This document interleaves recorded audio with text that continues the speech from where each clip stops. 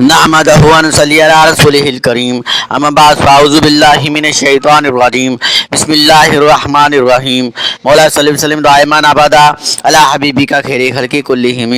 हज़रत अबू अय्यूब अंसारी रज़ियल्लाहु तआला अन्हु बयान करते हैं कि एक मरतबा सफ़र के दौरान एक हाथी नबी अकरम सल्लल्लाहु अलैहि वसल्लम के सामने आया और आप सल्लल्लाहु अलैहि वसल्लम की ऊँटनी की लगाम पकड़कर कहने लगा, ए अल्लाह ताला के रसूल, मुझे ऐसे अमल के बारे में बताइए जो मुझे जन्नत के करीब और जहन्नम से दूर कर दे। नबी अकरम सल्लल्लाहु अलैहि वसल्लम वहीं रुक गए और फिर अपने साहब की तरफ देखते हुए आप सल्लल्लाहु अलैहि वसल्लम ने फरमाया, एक शख्स को तौफीक मिली है, या शायद ये फरमाया एक शख्स को ये हिदायत मिली है कि वो ये अहम सवाल करे। फिर आप सल्लल्लाहु अलैहि वसल्लम ने उस शख्स की तरफ मुतवज्जो होकर फरमाया, तुमने क्या पूछा था? उसने अपना सवाल दोहराया तो नबी अकरम सल्लल्लाहु अलैहि वसल्लम ने इरशाद फरमाया, तुम अल्लाह की इबादत इस तरह करो कि किसी को उसका शरीक ना समझो, नमाज अदा करो, सिला रहमी करो, ये माल तुम्हें जन्नत के करीब और जहन्नम से दूर कर देंगे। अब ऊँटनी की लगाम छोड़ दो। हज़रत अबू हुरैरा रज़ियल्लाहु तआला अन्हु नबी अकरम सल्लल्लाहु अलैहि वसल्लम का